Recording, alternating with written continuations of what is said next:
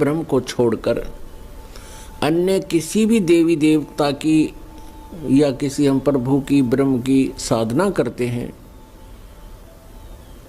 वो मोक्षदायक नहीं है।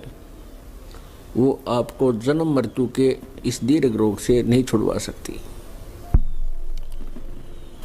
और जो हमारे प्रारब्ध के जो पाप कर्म हैं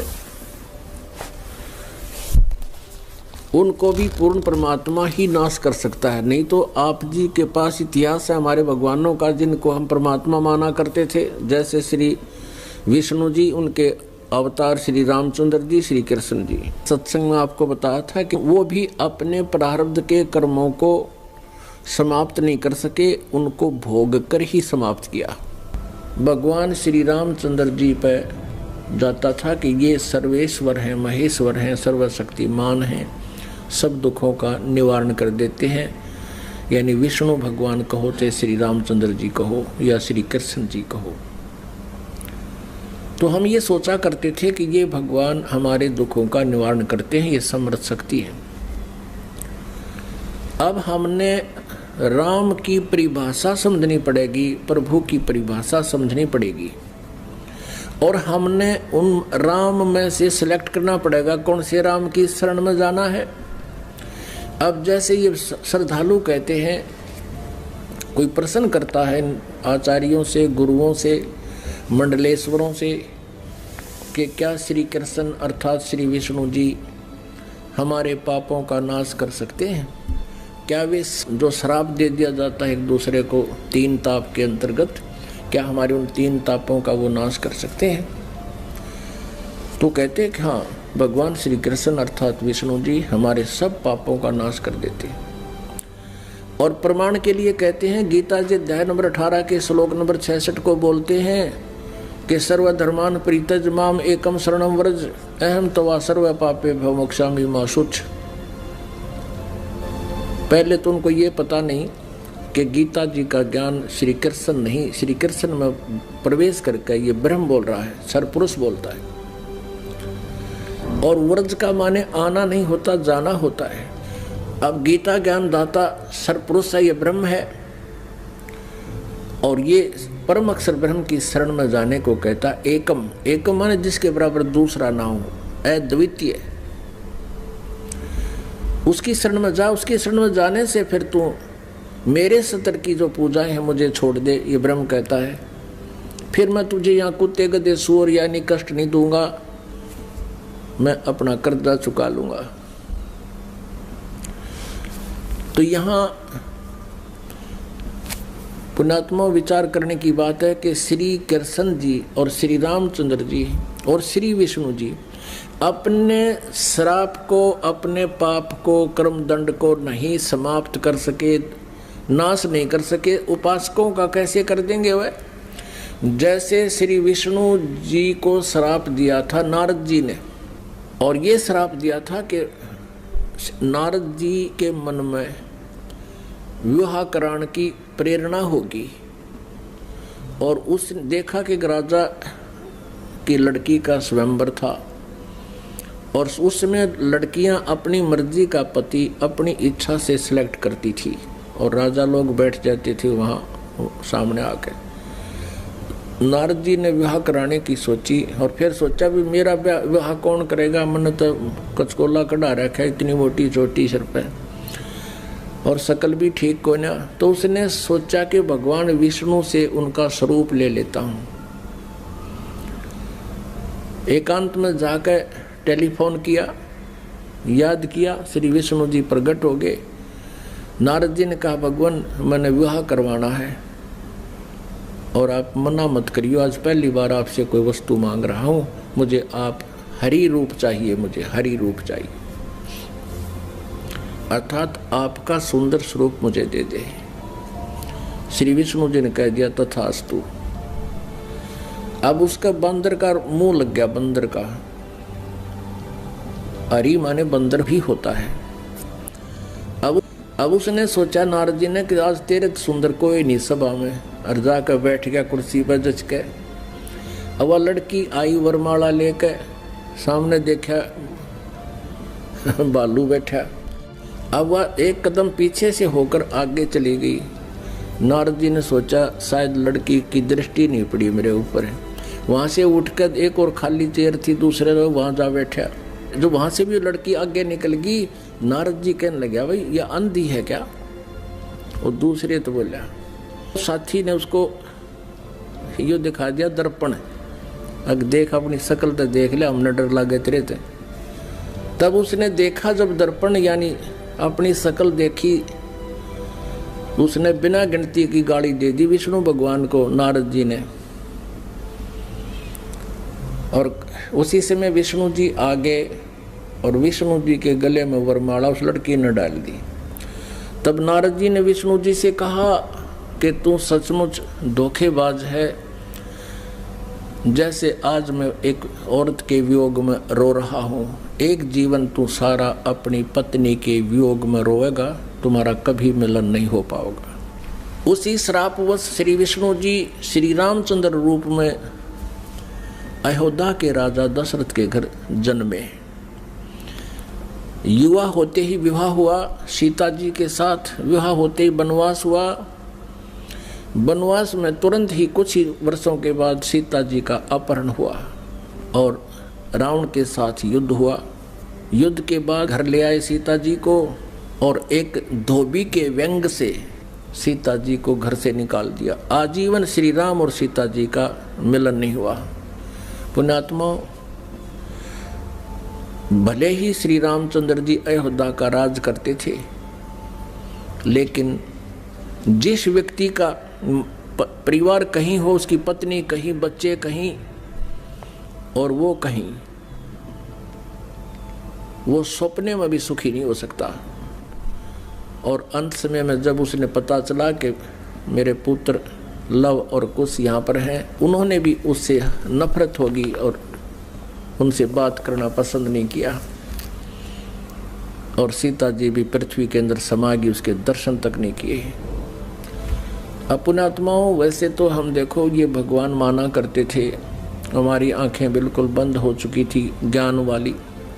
सीता जी को जब युद्ध के बाद घर लाना चाहा था श्री रामचंद्र जी ने, तो ये कहा था कि मैं परीक्षा लेकर घर चलूँगा, यदि तू परीक्षा में सफल होगी तो मैं मान लूँगा तू निष्कलंक है, रावण से तेरा कोई संबंध शारीरिक नहीं हुआ, और यदि तू परीक्षा में सफल हुई तो खत्म हो जाएगी। क्या परीक्षा दी थी श्री रामचंद्र जी ने कि अग्नि में बैठा दी थी सीता जी को, आग लगा दी थी चिता बना के, और ये सोच लिया था कि यदि ये कलंकित होगी तो जड़ मरेगी टंटा कट्टे, और सही होगी निष्कलंक होगी तो जीवित रह जाएगी। तो सीता जी जली नहीं थी, परीक्षा में सफल हुई थी। उसके बाद फिर आकर के एक धोबी ने कह दिया, अपनी पत्नी ने कुटा था, वह कहता 2 दिन उस तक दुखी होकर अपने चली गई होगी मित्र प्यारी अपनी सहेली के यहाँ, और जब वो वापस आई तो उसने रात ने कुटा था और ये कह रहा था कि मैं ये दशरथ का बेटा रामचंद्र नहीं हूँ जो 12 वर्ष रावण के पास रही और फिर उसको अपने घर पे रखे बैठा है। उस समय राजा लोग एक विशेष न्यायकारी होते थे, भेष बदल कर अपनी नगरी में घुमा करते थे, कोई व्यक्ति दुखी तो नहीं है। तो रामचंद्र जी ने कान लाकर सुना तेरा जिक्र कैसे हो रहा है। उसने 2-3 बार दोहराई ये बात, इस बात पर कि मैं निंदा का पात्र बन गया हूँ सीता को घर लाकर। अगले दिन सीता को निकाल दिया कि मैं दुनिया की व्यंग नहीं सुन सकता और जाइए आप, मैं नहीं रख सकता आपको, आप रावण के पास रही हो। अब फुटे भाग हमारे इसे भगवान थे हमारे, गर्भवती पत्नी और अकेले निकाल, सुबह भाग जाए यहाँ से, अरे कलेजा फटने हो जाता है। आदमी अकेला निकाल के देखो, वो तो एक औरत की जाति थी, कहाँ जंगल में जावे, और कहते हैं झाड़ झाड़ बैरी होता है स्त्री का। और ये थे हमारे भगवान, ये थे इनके करैक्टर, इनको हम कहते हैं मर्यादा पुरुषोत्तम। यह क्या मर्यादा थी भाई, एक गर्भवती पत्नी को हर घर से निकाल देना, कितना मरो चाहे जीवित, ये तो कितना कट्टर स्वभाव होगा उस व्यक्ति का। अब कहने का भाव ये है पुण्यात्माओं, श्री रामचंद्र जी को जब पता चला, उसने अश्वमेघ यज्ञ करी थी, घोड़ा छोड़ दिया, लव कुश ने पकड़ दिया, रामचंद्र जी के छक्के छुड़ा दिए। सीता को पता चला तो दर्शन भी नहीं करे उसे, किसी के दर्शन करूं समागी धरती में। और श्री रामचंद्र जी ने आकर के वापस इसी दुख में सरयू नदी में जल समाधि ले ली, सरयू नदी में शरीर छोड़ दिया। उसके बाद फिर श्री कृष्ण रूप में जन्म हुआ और रावण के साथ युद्ध के दौरान श्री रामचंद्र जी ने सुग्रीव के भाई बाली को मारा था, एक वृक्ष की ओट लेकर, यानी धोखे से। तो उसका भी बदला देना पड़ा श्री कृष्ण जी के रूप में। वही विष्णु वाली आत्मा श्री कृष्ण जी हुई और बाली वाली आत्मा यानी राम वाली आत्मा श्री कृष्ण रूप में द्वापर में जन्मे। और बाली वाली आत्मा एक शिकारी बना और उसने एक विषाक्त तीर बनवा लिया और श्री कृष्ण जी के पैर में तलवे में तीर मार दिया विषाक्त, जिसके कारण उसकी मृत्यु हुई श्री कृष्ण जी की। श्री कृष्ण जी ने जब पूछा उससे, उस पारधी से, शिकारी से, शिकारी ने भगवान से कहा कि हे राजा, हे राजन, मेरे से गलती धोखे से आपके पैर में तीर लग गया। आपके पैर में पद्म है, ये चमक रहा था, दिन का समय, झुरमट सी वृक्ष की छाई हुई थी और मैं शिकार के लिए घूम रहा था। आपके ये पद्म की रोशनी मुझे लगा जैसे मृग की आंख है हिरण की, मैंने धोखे से गलती से तीर मार दिया और ये तो विषाक्त है, अब आप जी नहीं सकते, मुझसे धोखा हो गया, गलती होगी, माफ करो, क्षमा करो। तब श्री कृष्ण जी ने कहा कि बाली, ये तेरे से धोखा नहीं हुआ, ये ऐसा ही होना था भाई, मैंने तेरे को धोखे से मारा था त्रेता युग में और आज मैं वो बदला दे चला हूं। अब दुर्वासा जी ने श्राप दिया था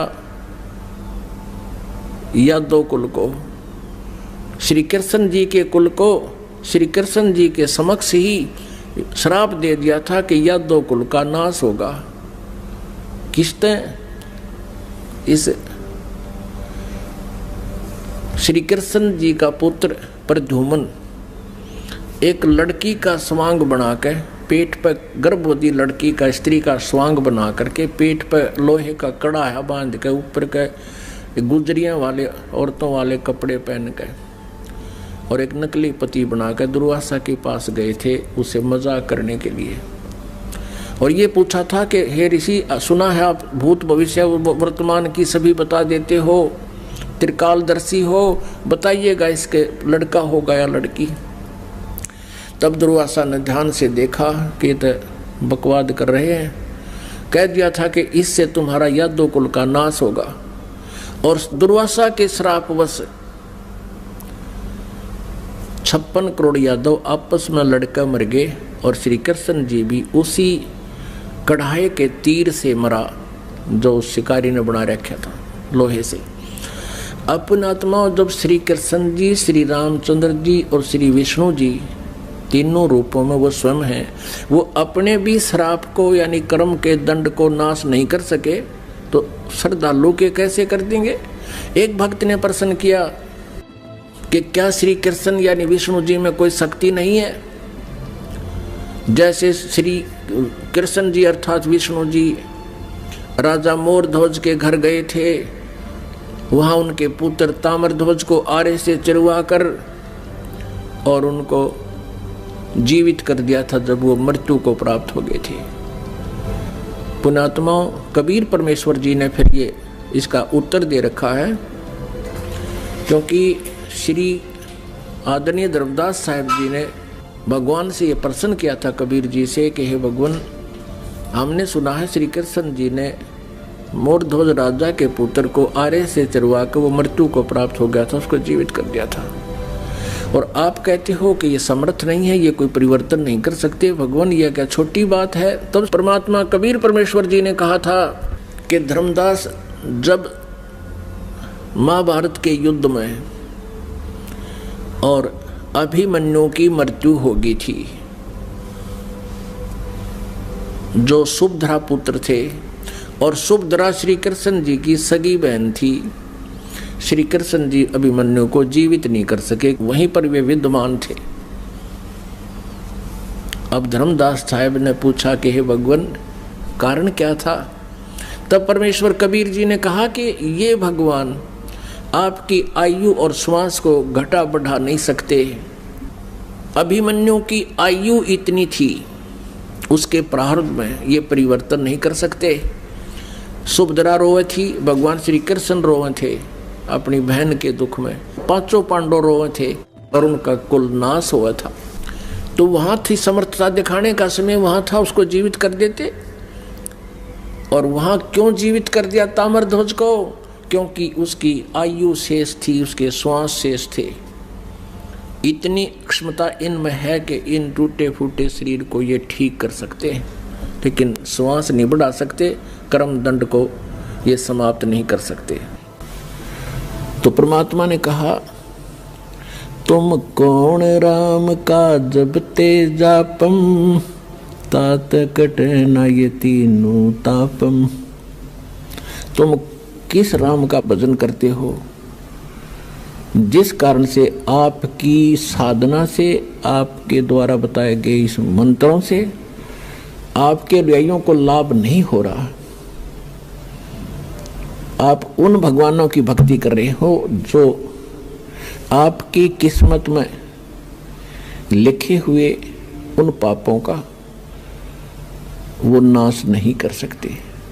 और वेद बताते हैं परमात्मा घोर पाप भी नाश कर दे। तो इससे सिद्ध है आपको वो परमात्मा मिला नहीं है जिसकी तरफ वेद संकेत करते हैं। इति सिद्ध। वो परमात्मा कौन है? यजुर्वेद अध्याय नंबर 5 के और श्लोक नंबर 32 में कहा है, उसी कसी माने वो पूर्ण शांतिदायक है। गीता अध्याय नंबर 18 के श्लोक नंबर 62 में गीता ज्ञानदाता कहता है कि अर्जुन तू सर्वभाव से उस परमेश्वर की शरण में जा, उसकी कृपा से तू परम शांति को और सनातन परम धाम को यानी शाश्वत स्थान को, अविनाशी स्थान को, सत्यलोक को प्राप्त होगा, परम शांति को प्राप्त होगा। अब वेद क्या बताते हैं? यजुर्वेद अध्याय नंबर 5 श्लोक नंबर 32 में कहा है, उसी कसी यानी जो पूर्ण शांतिदायक है। कबीर असी, वो कबीर है, वो कबीर परमात्मा है। वेदों में उसको कबीर देव कहते हैं, हम उसको कबीर साहब कहते हैं, और कुरान शरीफ में उसको अल्लाहु अकबर कहा है। वो कबीर असी बमभारी असी, वो कबीर परमात्मा है जो बमभारी माने बंधनों का, अरी माने शत्रु, जो बंधनों का शत्रु है। अंगारी असी जो पाप नाशक है, पापों का शत्रु। अग माने पाप, अरी माने शत्रु, जो पापों का शत्रु है, जो पाप नाशक है। और बमभारी जो कर्म बंधनों, जो हमारे, क्योंकि हम संस्कार से यहाँ फंसे हैं, हमारे संस्कार यहाँ पर हैं, तभी हम उन संस्कारों से जन्म मृत्यु में लगे हुए हैं। कभी किसी से हमारा संयोग है, किसी के हम पुत्र बन गए, किसी की पुत्री बन गए, किसी के पति बने, किसी की पत्नी बने। तो ये संस्कार हमारे जो हैं, इनके कारण हम बंद में हैं, और ये काल की बंद है, कैद है, बंदी गृह है। तो फिर परमात्मा खुद बताते हैं कि बंदी छोड़ हमारा नामम, अदर अमर है अस्थिर ठामम। अमर करूं सतलोक पठाऊं, ताते बंदी छोड़ कहाऊं। अमर करूं, तुम्हें यहाँ सदा के लिए सुखी कर दूंगा, जन्म मृत्यु से रहित कर दूंगा, तुम्हारे सब पापों का नाश करूंगा, सब संस्कार और बंधन यहाँ से समाप्त कर दूंगा, इसलिए मैं बंदी छोड़ कहलाता हूं। अनंत कोट ब्रह्मांड में बंदी छोड़ कहाँ आए, सो तो एक कबीर हैं जो जननी जने नमाए। आदरणीय गरीबदास साहिब जी गांव छुड़ानी जिला झज्जर वाले हरियाणा वाले को परमात्मा मिले थे। 10 वर्ष की आयु थी तब उनकी। किसान के घर जन्म था, जाट जाति में, खेतों में अपना पशु चरा रहे थे, गव्वें चरा रहे थे। वहां परमात्मा आए सतलोक से, जैसा उनके नियम में है, अच्छी आत्माओं को मिलते हैं, उनको अपने ज्ञान से परिचित कराते हैं, सतलोक ले जाते हैं। तब उनको सचमुच वो एकदम दृश्य सारे सत्य महसूस हुए और परमात्मा ने उनके अंतःकरण में वो यथार्थ ज्ञान योग उनका खोल के और वो फीड कर दिया था, यथार्थ ज्ञान उनके अंदर भर दिया था। परमात्मा के ज्ञान से, परमात्मा के से प्राप्त दिव्य दृष्टि से गरीबदास साहिब जी ने फिर बताया, अनंत कोटि ब्रह्मांड का एक रति नहीं भारे, सतगुरु पुरुष कबीर हैं ये कुल के सिरजनहार। यानी हमारे सदग्रंथ बताते हैं कबीर इज गॉड, आंखों देखा वो महापुरुष बताते हैं Kabir is God. Who Kabir, वो कौन कबीर? अनंत कोट ब्रह्मांड का एक रति नहीं भारे, सतगुरु पुरुष कबीर हैं ये कुल के सिरजनहार। हम सुल्तानी नानक तारे दादू को उपदेश दिया, जात जुलाहा भेद न पाया वो काशी माहे कबीर हुआ। अब स्पष्ट भी कर दिया कि हु कबीर, जो काशी में जाति जुलाहा धानक रूप में रहा करते थे, वो है वो भगवान सिरजनार। गरीबदास साहिब जी कह रहे हैं कि मुझे